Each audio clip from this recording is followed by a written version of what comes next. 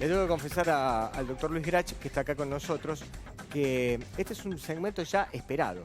Ahí la gente, en muchos casos, cuando dice, para, que está Grach, me voy a sentar, lo voy a escuchar y a ver qué es lo que tiene para contarnos. Ese es el hashtag del programa, numeral, me saltó la térmica. Me saltó la térmica. De eso vamos a estar hablando hoy con Luis Grach, que es un temazo, porque en realidad, a ver, ¿a quién no le salta la térmica en algún momento? E incluso, algunos podrán decir, a mí por lo menos una vez al día me salta la térmica. ¿Qué haces, Luis? ¿Cómo estás, Néstor? Buen día, gusto Un de placer. verte. Para mí también es un momento esperado encontrarme con vos y charlar. Gracias, muy amable, es mutuo. Bueno, a raíz de la cuestión de lo que pasó con la película Relatos Salvajes, esto en algún sentido se empezó a popularizar, a multiplicar, a debatir, a conversar. ¿Qué pensás vos del tema? Yo pienso que tenemos que hacer una distinción entre lo que es la agresividad y la violencia. La agresividad puede ser normal o puede ser patológica. La agresividad normal se presenta en diferentes momentos de la vida y todos tuvimos una cuota de agresividad normal. Por ejemplo, el bebé cuando nace pasa al principio por una etapa oral que se llama desucción, cuando toma la teta, y cuando le surgen los dientes pasa lo que se llama la etapa oral sádica o canibalística. Empieza a morder, para lo cual hace falta una cierta cuota de sadismo al servicio de la supervivencia. En la adolescencia también surge un incremento de agresividad cuando el adolescente empieza a distanciarse de los padres, empieza a oponerse a los padres, si el padre es de Boca, él es de River, si el padre es de derecha, él es de izquierda, y hace falta una pequeña cuota de agresividad para poder separarse normalmente de los padres.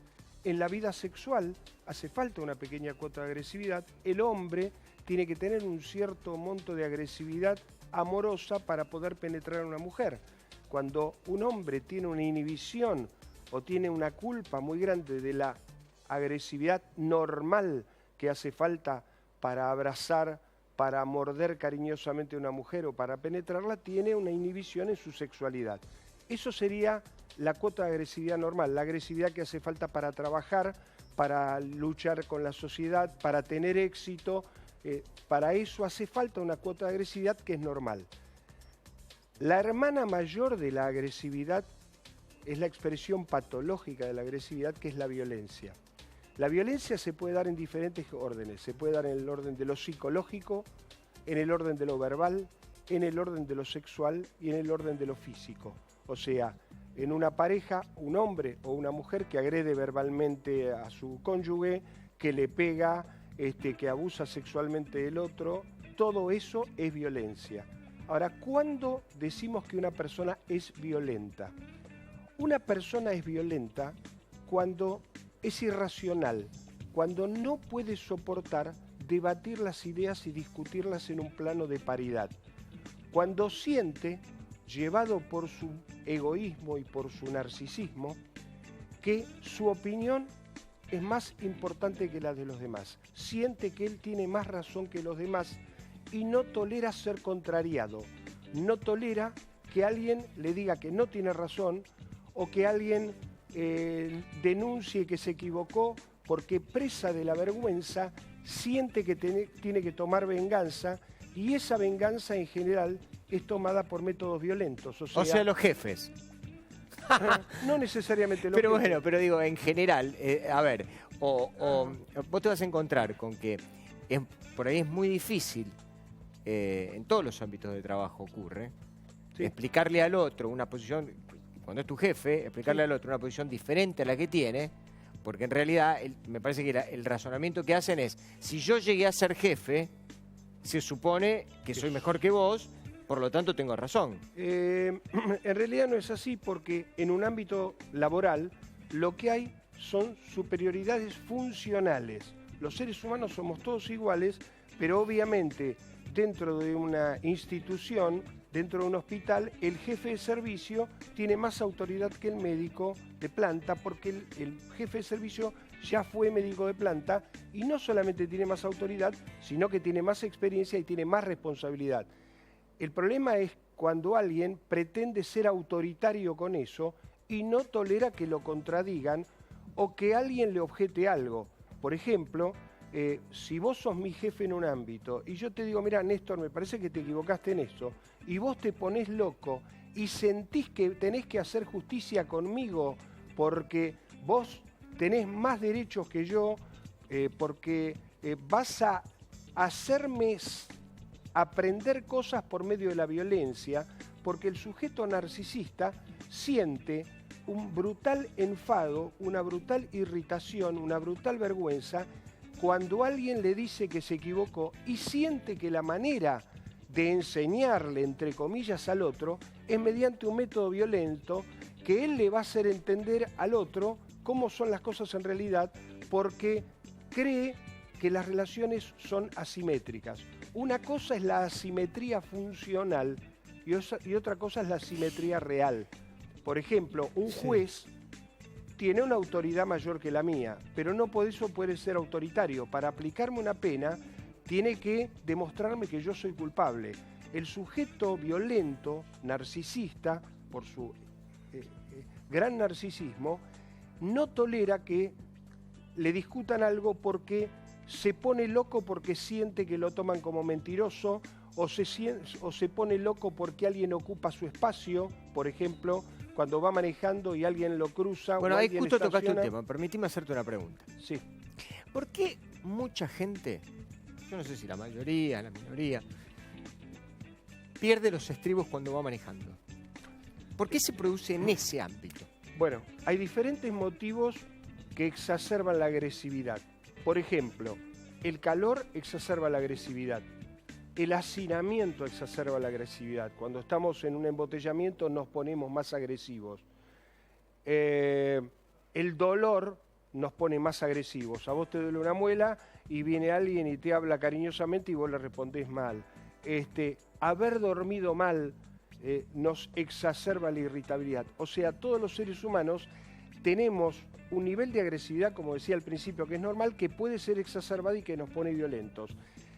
Con el auto se da mucho porque en la calle el sujeto narcisista, en un monto importante, porque todos lamentablemente padecemos de narcisismo y tenemos que tratar de atenuarlo y que disminuirlo y ser lo menos narcisista posible porque tenemos que tratar de tener una relación amorosa, de paridad, no asimétrica con el otro. Si yo soy un sujeto muy narcisista y vos haces una maniobra y ocupás mi espacio o estás estacionando en un lugar que yo quería estacionar, si yo soy un sujeto muy narcisista y paranoico, voy a sentir que vos me lo estás haciendo a propósito, que te estás burlando de mí y yo te tengo que dar un escarmiento. Yo creo desde mi narcisismo y de mi creencia en mi superioridad que yo te tengo que enseñar por medio de la violencia a conducirte y a, entre comillas, respetarme, porque siento eso como una afrenta narcisista y me agarra un ataque de ira que se llama ira o furia narcisista, por lo cual siento que te tengo que dar una lección, que vos sos un desobediente, que sos un irrespetuoso, que pasaste por encima mío, porque en la mente del sujeto violento las relaciones son asimétricas y hay un amo y un esclavo. Y él no quiere ser nunca el esclavo, siempre tiene la sensación que se están burlando de él, que le están poniendo la bota sobre la cabeza. Hay muchos que dicen de que eso es mala educación, que en realidad que nosotros reaccionamos, los argentinos reaccionamos de esta manera en la calle, en la cancha de fútbol y en cualquier otro lugar que se les pueda ocurrir a ustedes que están en sus casas, porque nosotros somos un país de gente mal educada. Tiene que ver con los genes, tiene que ver con que somos mal educados, tiene que ver con... ¿Con qué tiene que ver? ¿En otros lugares es diferente? Sí. Lo que tiene que ver con los genes, si querés después te lo explico, que tiene que ver con la pregunta que me hacías al principio de la película Calles, Relatos Salvajes, que es una patología especial que me gustaría después de referirme a eso, aunque sea un corto periodo de tiempo. Eso tiene que ver con un punto que yo creo que vos tocás y que es crucial.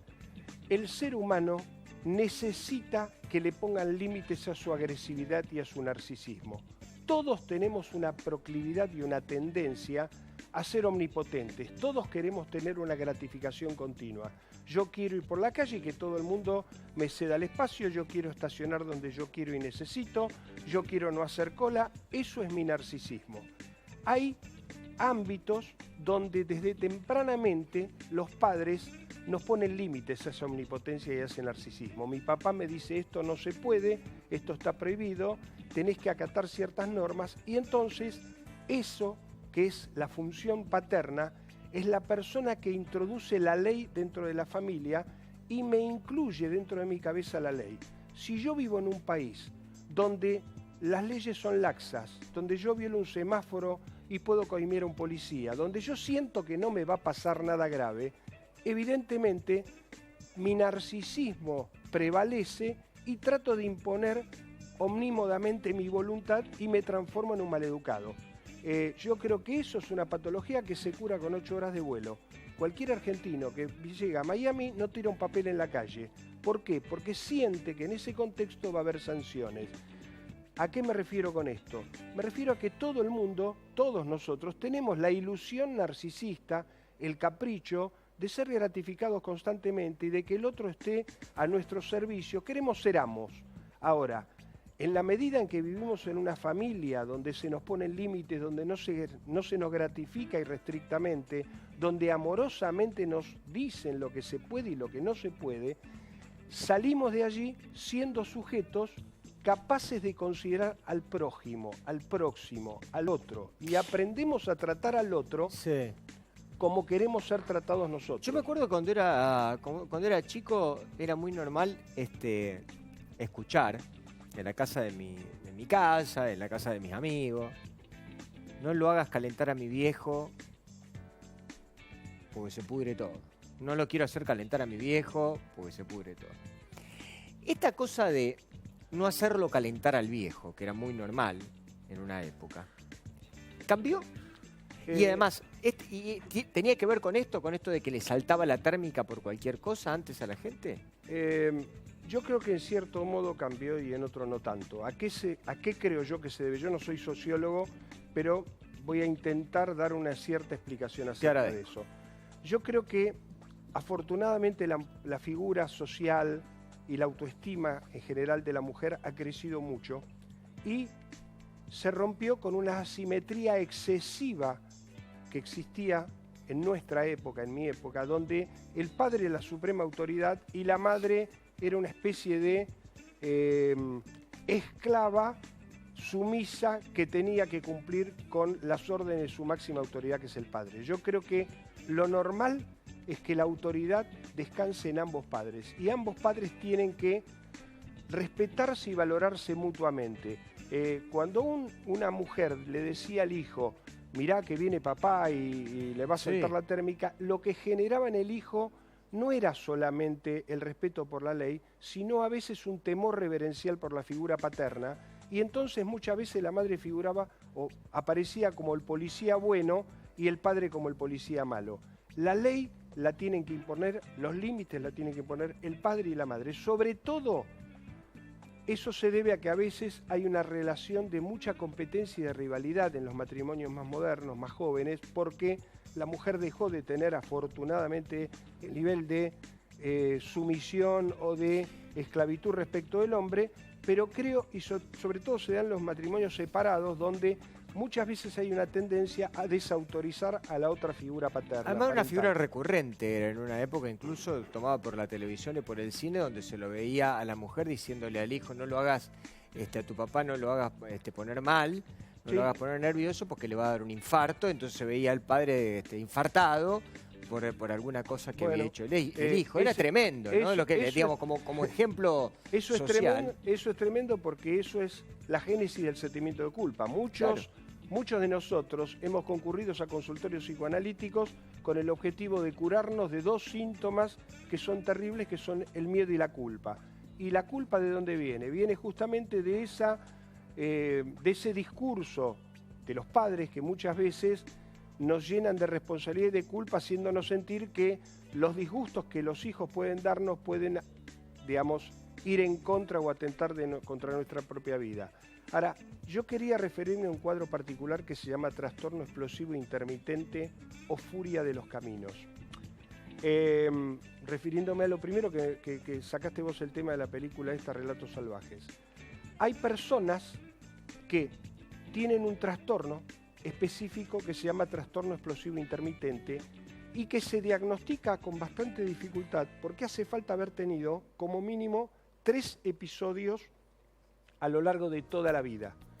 Existen un porcentaje aproximadamente del 4 al 7% en la población universal y se basa en 3 síntomas particulares. El primero es que una persona bruscamente y sin ningún motivo hace un asalto físico, una agresión física violenta contra otra persona, sí, o destruye la propiedad de otra persona, sí, sin un motivo real. El gesto agresivo es desproporcionadamente excesivo. O sea, hay un monto de afecto de odio desproporcionado con el acto en sí mismo. O sea, una persona comete un error de tránsito y baja un tipo con un fierro claro, y le rompe el auto. Le rompe el auto o le rompe la cabeza. Y ese cuadro, que se llama trastorno explosivo intermitente, va precedido de una tensión previa que el sujeto tiene y de una sensación de alivio después de haber descargado el acto violento desproporcionado, sí, a diferencia de un robo. Un robo hay una agresividad intencional. Una persona viene y te agrede físicamente porque lo que quiere es robarte. Es diferente el trastorno explosivo intermitente. Claro, que el tipo no quiere nada, quiere destruir nada. Se pone loco y se pone violento. A diferencia de, por ejemplo, alguien que tiene una agresividad premeditada. Por ejemplo, un barra brava que va a la cancha a enfrentarse con la hinchada oponente, o un sujeto que de pronto se entrena durante toda la semana y va a la noche a un boliche a tener actos de violencia donde descarga la fuerza física que pudo conseguir gracias a su entrenamiento e impone o pretende imponer una ilusión de masculinidad. La hombría tiene que ver con saber contener la hostilidad. La masculinidad no depende de la supremacía física de un hombre por sobre otro, porque siempre hay un tipo más fuerte y más violento que vos. Por ese motivo, me parece gravísima la violencia física dentro de lo que es una pareja, porque el hombre lo que hace es una mariconada, abusa físicamente de una mujer. Me gustaría que ese mismo hombre se enfrentase con un tipo que tuviera más fuerza física que él, a ver si es capaz de imponer su voluntad de ese modo. O sea que, por ejemplo, en la película esta, Relatos Salvajes, se ve como 2 personas que no se conocen tienen una crisis de agresividad totalmente desproporcionada que lleva incluso a la muerte, a perder la vida. Sí, ambos. claro. Ahora, perdóname, y en los casos en donde yo te voy a poner el caso exactamente al revés del que vos acabas de mencionar, que mañana incluso vamos a tocar ese tema. Cuando vos tenés un matrimonio que es un infierno,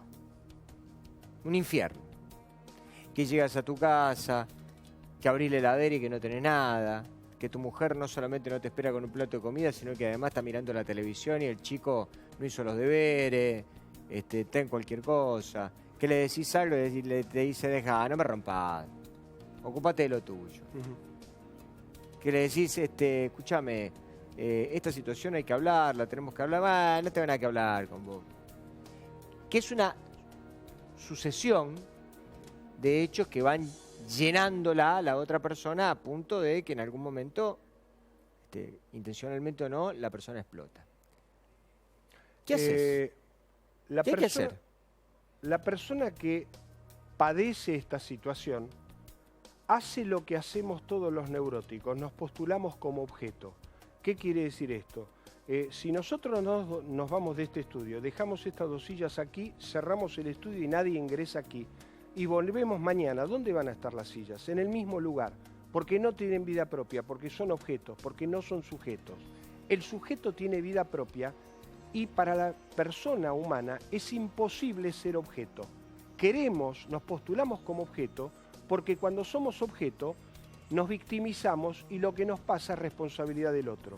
Si para un hombre, una mujer, le hace la vida imposible, ese hombre es un sujeto que puede irse, que puede poner una distancia física. Pero no toda la gente puede irse. Por supuesto que toda la gente puede irse y allí Pero hay gente que algo. no tiene los recursos para irse. ¿A dónde te vas? Si no tenés un lugar a donde dormir, por ejemplo. ¿Qué vas? ¿Te vas a dormir al auto? No sé. Eso es una verdad relativa. Yo conozco gente que tiene todos los recursos posibles para comprarse un piso en el mejor lugar de Buenos Aires y sin embargo se queda viviendo ese infierno o esa relación sadomasoquista de la que uno de algún modo es partícipe, activo o pasivo. Las relaciones humanas pueden ser amorosas o pueden ser sadomasoquistas. Si son amorosas hay una relación de paridad y si dos personas se llevan bien, maravillosamente tienen que seguir compartiendo el amor. Si se llevan mal, tienen que amorosamente decidir separarse para que cada uno de ellos pueda ser feliz por su lado. Si hay una relación asimétrica donde hay un amo y un esclavo, allí estamos en presencia de una relación sadomasoquista. Y el sadomasoquismo es patológico para el sádico y para el masoquista. No es que la responsabilidad en una situación de esta naturaleza es únicamente del sujeto que maltrata. ¿Y esto se da con más frecuencia de lo que uno piensa?